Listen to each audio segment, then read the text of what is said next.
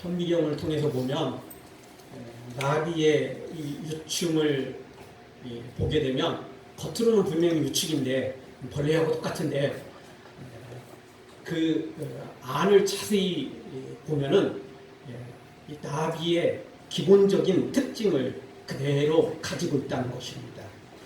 이러한 나비 유충이 꿈틀거리며 허물을 벗고 온전한 나비로 탈바꿈하면 자연은 나비에게 새롭고 더 고차원적인 삶을 제공하게 됩니다. 사람들이 유충은 징그러워하고 유충은 사람들이 멀리하지만 나비는 사람들이 다 바라보고 예쁘다고 말하고 아름답다고 말하고 또 그것들을 사진에 담고 또 그것들을 자신의 눈에 마음에 담는 것들을 보게 됩니다. 이처럼 사람도 마찬가지입니다. 옛사람을 벗어버리면 우리가 새로운 성품이 우리 안에 심겨지게 되고 성령의 능력으로 하나님의 장성한 분량에 이르게 되는 것입니다. 그래서 우리의 이 옛사람 죄인의 모습이 그대로 드러나면 자기도 그렇지만 다른 사람을 바라보면서 욕하게 되고 미워하게 되고 또 외면하게 되고 이렇게 되는 거죠. 그러나 거룩한 사람을 보게 되면 아름다운 사람을 보게 되면 그 모습을 보면서 나도 저렇게 닮아가야겠다는 생각을 하게 되는 것입니다. 여러분 이런 유충도 그런데 사람도 그렇습니다. 태어나서 장성하여 청년이 되고 장년이 된다고 무조건 정상적인 사람이 되는 것은 아닙니다.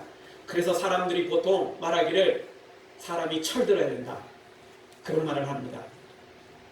왜 그렇죠? 철이 안 들면 아무리 커도 아무리 장성해도 청년이 되고 장년이 돼도 철이 안 든 사람은 참 보기가 너무 안타까운 것입니다. 딱 하기가 이를 데 없습니다. 철이 든다는 말은 무언가를 깨달아야만 되는 겁니다. 철이 들었다는 이야기는 뭔가 삶이 변화되어야 되는 것입니다. 철드는 게 생각보다 어렵기 때문에 그렇습니다. 그런데 이렇게 철드는 것만으로도 부족합니다. 우리 사람들에게는 이 철드는 것을 뛰어넘어서 성경은 말하기를 거듭나야 된다 이렇게 말합니다. 육신으로 태어난 우리가 영적으로 다시 태어나야만 된다는 것입니다. 영적으로 다시 태어나지 않으면 구원은 있을 수 없기 때문에 그렇습니다.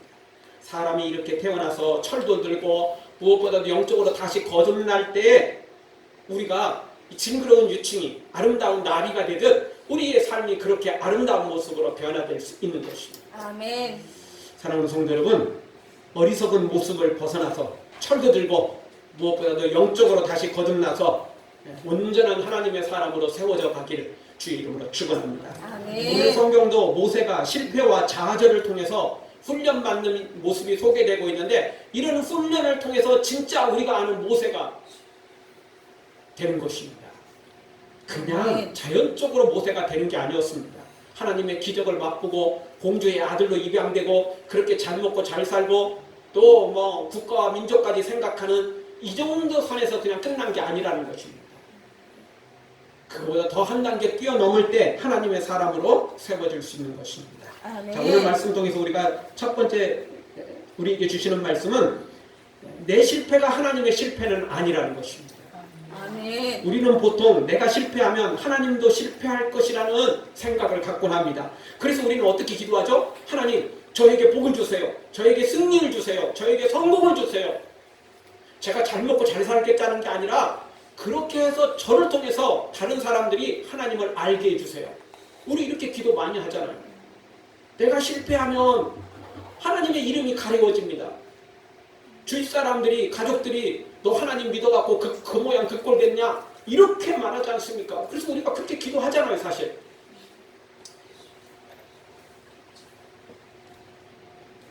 이 말이 맞습니다. 틀린 말은 아닙니다.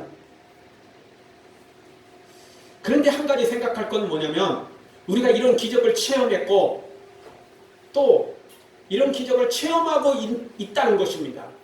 그럼에도 불구하고 우리의 가족들이, 우리의 친척들이, 우리의 친구와 이웃들이 그런 기적을 맛보고 다 회개하고 돌아와서 믿음의 사람이 되느냐?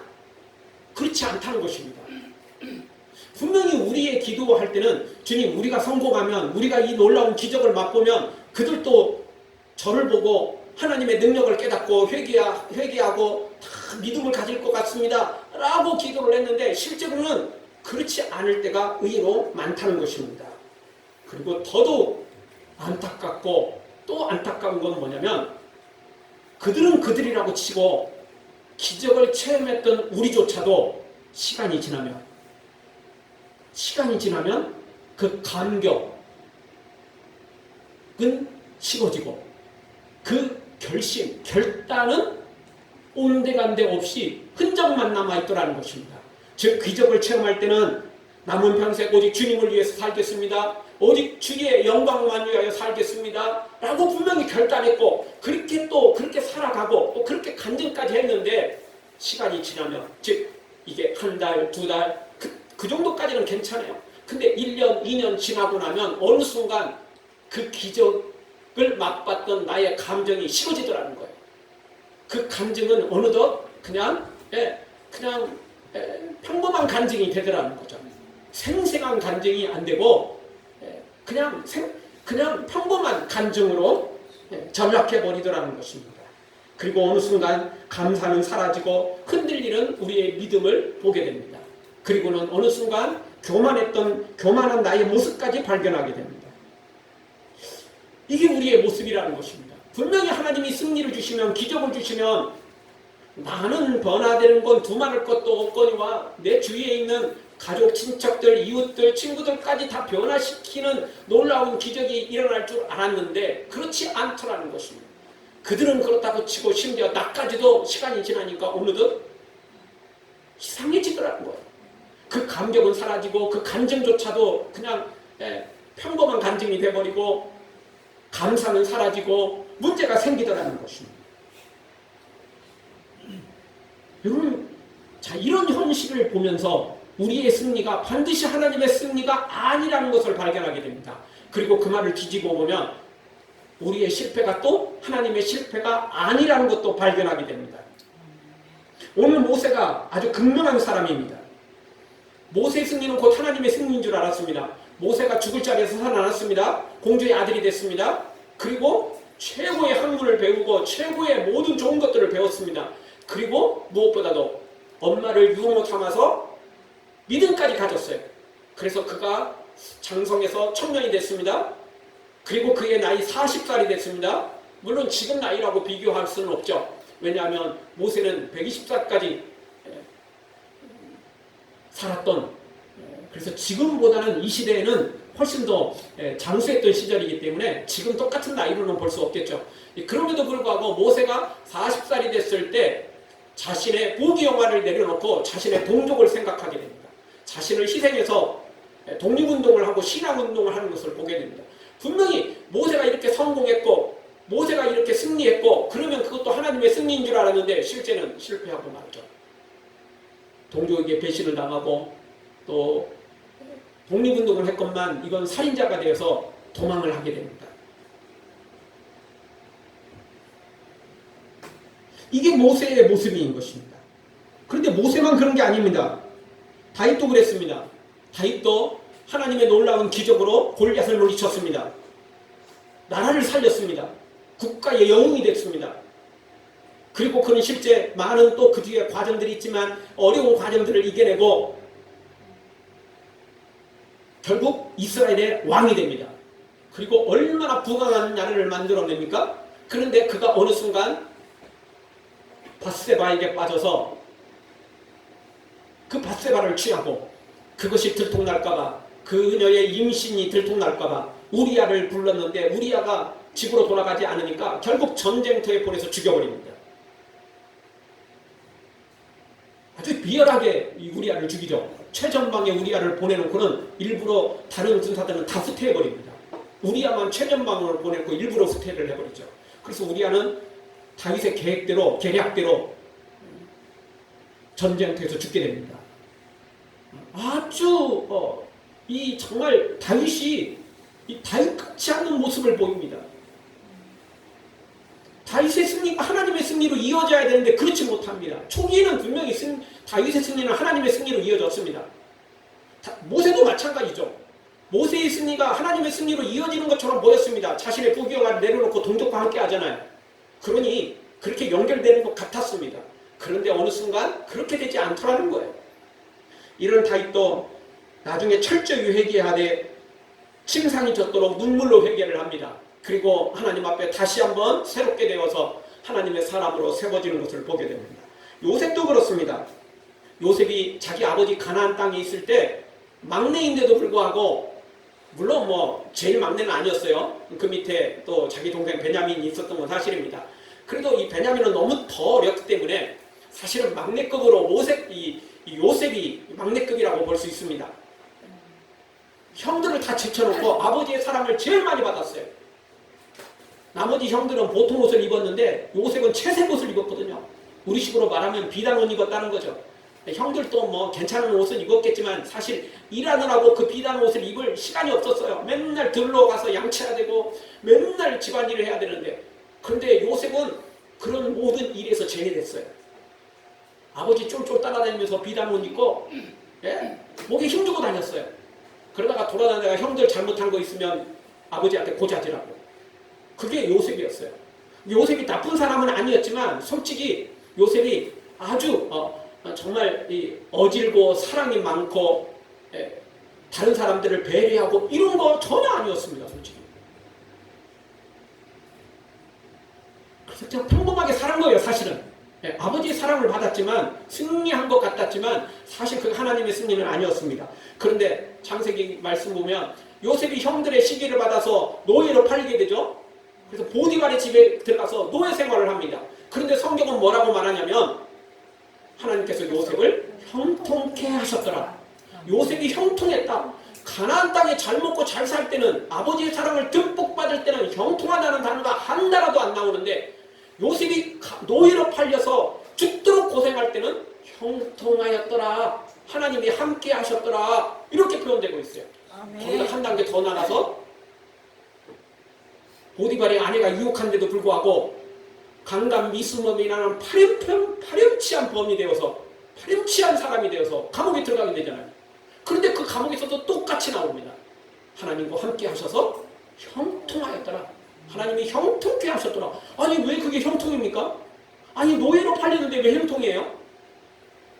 비열한 강간 미수범이 됐는데, 그것도 현장에서 잡혔는데 그게 어떻게 형통이냔 말입니다. 왕이 감옥에 들어간 건데, 보통 감옥에 들어가도 어떻게 될지 모르는데 왕의 감옥에 들어갔다는 이야기는 종신형이거든요. 나올 수 없어요. 근데 왜 그게 형통입니까? 근데 성경은 형통이라고 말합니다. 이것이 바로 우리의 평가와 하나님의 평가가 다른 것이죠. 즉 우리의 승리는 하나님의 승리라고 우리는 생각하지만 그렇지 않다는 것을 우리가 처음 말씀드렸습니다. 그게 다른 우리의 주위 사람들도 와 하나님 대단하다 이런 것 같지만 실제로는 안 믿는 걸 보면 그게 반드시 하나님의 승리는 아니다. 그리고 우리조차도 그게 1, 2년 지나고 나면 어느덧 그런 감정들, 그런 결단들이 흔들리는 거 보면 이게 반드시 하나님의 승리는 아니라는 거죠. 그런데 반대로 우리의 실패가 하나님의 실패가 아니라는 것도 발견하게 됩니다. 이런 요셉이 노예 생활하고 감옥에 들어갔는데 분명히 실패인데 하나님의 실패가 아니에요. 도리어 그것이 하나님의 승리로 이어지는 걸 보게 됩니다. 다윗도 마찬가지예요. 우리를 취하고 바세바를 취하고 우리아를 죽이는데 회개하고 났더니 그 실패가 도리어 하나님의 승리로 이어지게 되더라는 겁니다.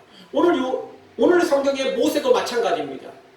오늘 이런 과정들, 이런 실패, 좌절을 겪어가면서 모세가 진짜 승리자가 되는 것입니다. 그리고 그 승리는 하나님의 승리로 이어집니다. 예전에 공주의 아들로서 승승장구 했을 때는 모세의 승리만으로 끝났고 하나님의 승리는 아니었는데 이번부터는 모세의 승리는 곧 하나님의 승리로 이어집니다. 그런데 그 승리는 바로 실패를 통해서 승리로 이어지더라는 것입니다.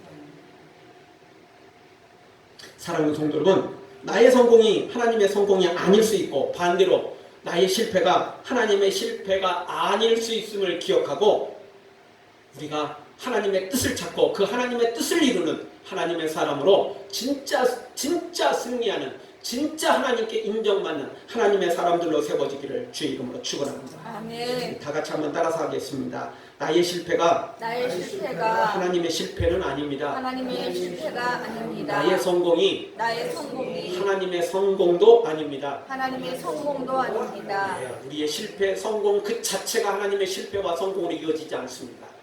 그것을 통해서 어떻게 세워졌느냐, 그것을 통해서 어떻게 우리가 하나님 앞에 바로 서느냐, 거기에서 결정이 나는 것입니다.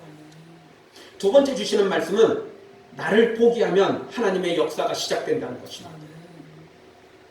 어떤 상황에서도 나를 포기하고 나를 내려놓고 하나님만 의지하면 하나님의 역사는 시작되는 것입니다. 40년 전에 모세가 태어날 때도 그랬습니다. 모세의 가족이 3개월을 모세를 키웠습니다. 그러나 모세의 울음소리가 커져가자 이제는 더 이상 집안에서 키울 수가 없었죠. 그래서 갈대 상자에 담아서 하숫가에 감춰뒀습니다. 근데 그걸 매일 지켜보고 매일 뭐 먹을 걸 주고 뭐 이렇게 할 수가 없어요. 그러면 금방 걸리죠. 금방 들통나죠. 자, 이렇게 모든 걸 다 포기했을 때, 그리고 하나님만 바라봤을 때 하나님은 공주를 보내서 그 모세를 발견하게 하고 그리고는 입양을 시키죠.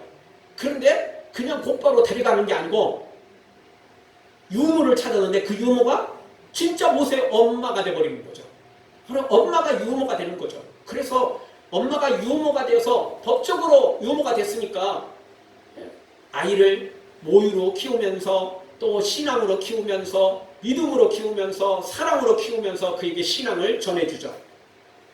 그러니까 모세의 가족들이 전부 자신들의 것들을 포기하고 하나님께 맡겼을 때 기적이 일어나더라는 것입니다.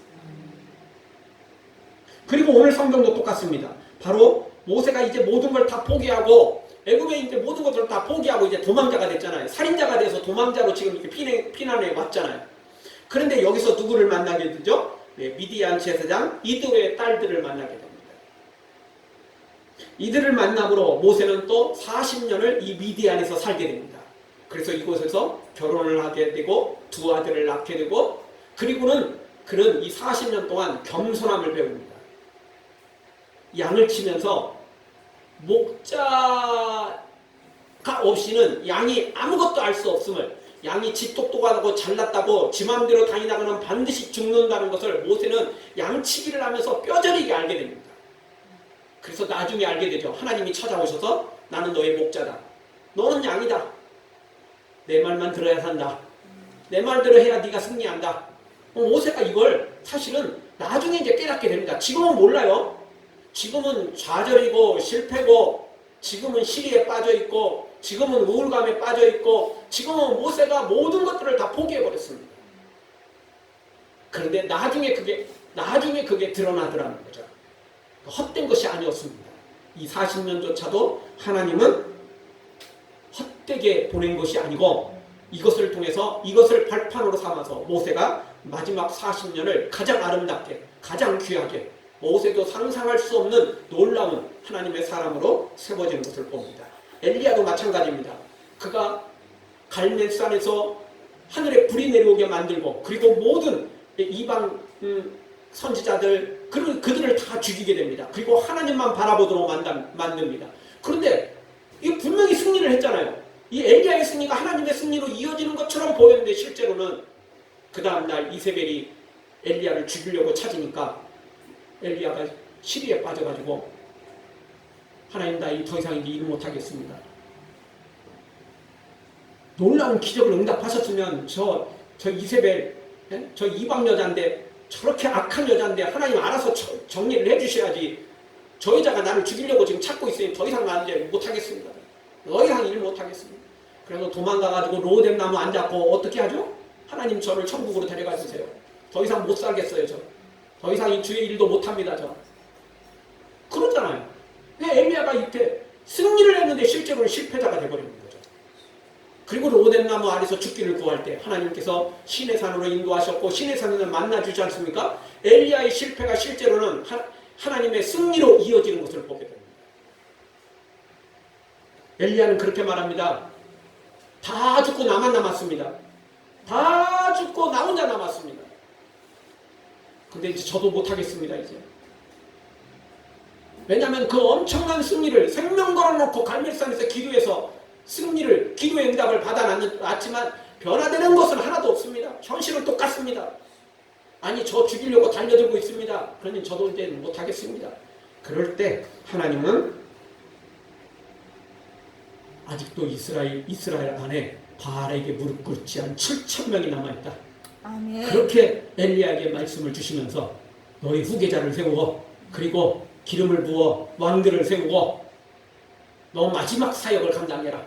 그리고 나서 내가 너 부르겠다. 하나님 말씀하시는 거죠. 아멘. 그래서 엘리야도 참된 승리를 거두게 됩니다. 그 아멘. 승리는 하나님의 승리하고 연결되는 것을 봅니다. 아멘. 그래서 엘리야는 선지자의 상징이 되고 선지자의 대표자가 됩니다. 구약 성경, 신약 성경을 전체적으로 읽어보면 구약 선지자의 대표는 엘리야입니다. 엘리야. 아멘. 엘리야가 이런 과정을 거치지 않고 그냥 갈멜산의 승리만 거둔 선지자라면 이런 평가를 받기는 어려운 것입니다. 이런 과정을 겪었기 때문에, 그리고 진짜 하나님을 만나버렸기 때문에, 그래서 진짜 선지자가 된 것입니다. 아멘. 부끄럼 없는, 부족함이 없는 선지자가 된 것이죠. 모세도 마찬가지입니다. 나를 내려놓고 나를 포기한 후 진짜 하나님을 만날 때에 새 역사를 이루게 되는 것입니다. 아멘. 우리 모두 다 이렇게 나를 내려놓고 나를 포기한 후 진짜 하나님을 만나 나의 승리가 하나님의 승리로 이어지는 기적의 주인공들 우리 모두가 되어지기를 주의 이름으로 축원합니다. 아멘. 다시 한번 따라서 하겠습니다. 나를 포기하고 나를 내려놓으면 나를 포기하고 나를 내려놓으면 하나님의 역사가 시작됩니다. 하나님의 역사가 시작됩니다. 하나님의 기적이 시작됩니다. 하나님의 기적이 시작됩니다. 아멘. 이 놀라운 기적을 이게 진짜 기적인 것입니다. 앞의 기적은 사실은 알고 보면 대단한 기적 같지만 사실은 내실이 별로 없는 거예요. 이 뒤의 기적이 진짜 내실이 있고 알맹이가 있는 것들입니다. 마지막 세 번째 주시는 말씀은 할 수만 있으면 우리는 선을 행해야 됩니다. 여러분, 우리가 모든 걸 내려놓고 또 나를 포기한다는 거, 이것이 곧 인생을 자포자기 하는 것은 절대 아닙니다. 나를 포기하고 나를 내려놓는다는 말과 자포자기라는 말은 천지 차이입니다. 같은 게 아닙니다, 절대. 둘 다 겉으로 보기에는 비슷한 것 같지만 사실은 천지 차이입니다. 나를 부인하고 나를 포기하는 것과 자포자기는 전적으로 다른 것입니다. 그래서 제자들이 계시되 아무든지 나를 따라오거든 자기를 부인하고 자기 십자가를 지고 나를 따라올 것이다 라고 예수님 분명히 말씀하셨습니다. 여기 자기를 부인한다, 이게 자포자기가 절대 아닙니다. 자포자기하는 사람들, 어떤 사람들입니까? 인생을 포기하는 겁니다. 될 대로 되라. 극단적인 또 선택을 하는 사람도 생기죠. 이게 자포자기입니다. 그런데 자기를 포기하고 자기를 부인하는 것은 절대 그런 게 아닙니다. 그래서 여기 자기를 부인한다, 자기를 포기한다, 그 이야기는 나를 내어놓고 그걸로 끝나는 게 아니고 무엇으로 채워야 돼요? 하나님으로 채워야 됩니다. 하나님의 사명으로 채워야 됩니다. 물론 하나님의 사명을 채우기 전에 하나님의 은혜로 채워야죠. 하나님의 능력으로 채워야죠. 그렇게 되면 하나님의 사명으로 가득 차게 되어 있습니다. 그러면 승리하게 되는 것입니다. 그래서 우리가 세상에서 명상한다라고 명상하는 사람들이 많잖아요. 이 정신 건강에 좋습니다. 명상하는 사람들. 그게 그 연구 결과로도 나타났습니다. 그런데 그렇게만 자기를 비우면 다시 도루묵됩니다. 조금 정신 건강에 유익할지는 몰라도 그래봤자 거기서 거기입니다. 다 50보 100보입니다. 우리는 비우는 것을 끝나지 않고 비웠다면 무엇로 채워야 돼요? 하나님의 은혜로 채워야 됩니다. 하나님의 능력으로 채워야 됩니다. 그리고 마지막으로는 하나님의 사명으로 채워야 됩니다. 그러면 우리는 진짜 승리자가 될 수 있는 것입니다. 여기 모세도 마찬가지고 엘리야도 마찬가지고 요셉도 마찬가지고 다윗도 마찬가지고 다 자기를 포기하고 자기를 내려놓고 마지막에 무엇으로 채웁니까? 하나님의 은혜로 채웁니다. 하나님의 능력으로 채웁니다. 하나님의 사명으로 채웁니다. 그리고 그 사명을 감당합니다. 그랬더니 자신의 승리가 곧 하나님의 승리로 이어지는 것을 보게 됩니다. 오늘 성경도 마찬가지입니다. 17절을 보면 모세는 자포자기를 하지 않습니다. 사실 이 애굽에 있을 때 자기 동족을 돕자가 이렇게 된 거잖아요. 보통 남을 도왔다가 상처받은 사람, 남을 도왔다가 큰 손해를 본 사람들, 이런 사람들은요 다시는 남을 안 도와주려고 해요. 왜? 도와줘봤자 남는 것 하나도 없고 칭찬은커녕 억울한 누명만 쓰는데 왜 도와줘? 나 다시는 안 도와줘. 나는 이제 다시는 나 거들떠 보지도 않을 거야. 보통 이럽니다. 그런데 오늘 모세는요, 이 미디안 제사장 이도르의 딸들이 핍박을 받고 있는 것을 보고는 가서 도와줍니다. 가서 도와줍니다. 나쁜 힘으로 밀어붙이는 자신들이 남자라고 막 여자들을 깔보고 함부로 하는 그 목자들을 몰아내고 밀쳐내고 미디안 제사장 이도르의 딸들을 도와줍니다. 약자를 도와주는 걸 봅니다. 모세는 포기하지 않습니다. 사실 자기를 포기하는 것 같지만 자포자기가 아니에요.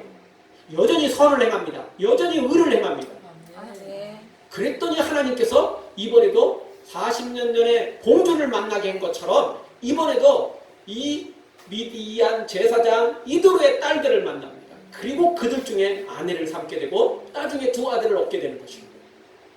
이런 과정을 통해서 하나님은 모세에게 다시 한번 기적을 베푸시는 것입니다. 역시 사람은 만남을 통해서 기적이 일어나는 것입니다. 사실 모세가 동족을 도우려 했을 때는 배신자를 만나게 되잖아요. 사실 잘못된 만남이었습니다. 그 만남을 통해서 모세가 지금 이렇게 도망자가 됐고 살인자가 됐잖아요. 이렇게 지금 모세가 쫓겨왔잖아요. 그런데 여기서 또 새로운 만남을 통해서 하나님의 역사가 또 시작됩니다. 하나님의 역사는 이렇게 새로운 사람들을 또 만나게 하십니다. 우리에게도 마찬가지입니다.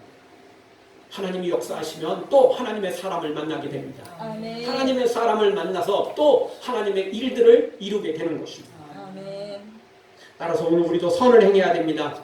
힘들어도 어려워도 그냥 마음으로는 나 다시 안 할래. 뭐 이래도 그래도 선을 행해야 됩니다. 그래도 끝까지 선을 행해야 됩니다. 우리가 실망치 아니하면 때가 이르면 반드시 거두게 될 것입니다. 승리를 거두고 하나님의 기적을 거두고 우리의 승리도 거두게 될 것입니다. 약한 자를 도와야 됩니다. 특별히 죽어가는 영혼을 도와야 됩니다. 그럴 때 우리가 하나님의 기적을, 하나님의 승리를 이룰 수 있는 것입니다. 다 그 하나님의 마지막 하나님의 사명은 죽은 영혼을 살리는 것입니다. 육체도 살려야 되고 약한 자도 도와줘야 되지만 가장 큰 하나님의 사명은 뭐냐면 영혼을 살리는 것입니다. 그 생명을 살리는 것입니다. 아멘. 육체를 돕는 것도 너무나 귀한 일입니다. 그러나 천하보다 귀한 영혼을 돕는 것이야말로, 살리는 것이야말로 다른 것하고는 비교할 수 없는 것들이라고 말할 수 있는 것입니다. 아멘. 이것은 영혼을 살리는 일은 만점짜리입니다. 다른 것들도 뭐 대단한 건 사실이지만 이거 완전히 만점짜리는 영혼을 살리는 것입니다. 우리 모두 선을 행하되 특별히 영혼을 살리는 일에 앞장서서 나를 내려놓고 나를 포기하는 것 같지만 하나님의 은혜를 사명을 채워서 결국에 모세처럼 그리고 요셉처럼 엘리야처럼 다윗처럼 우리 모두 하나님의 사람으로 하나님의 승리자로 세워지기를 주의 이름으로 축원합니다. 아멘. 기도하겠습니다. 우리 통성으로 한번 기도하며 나갈게요.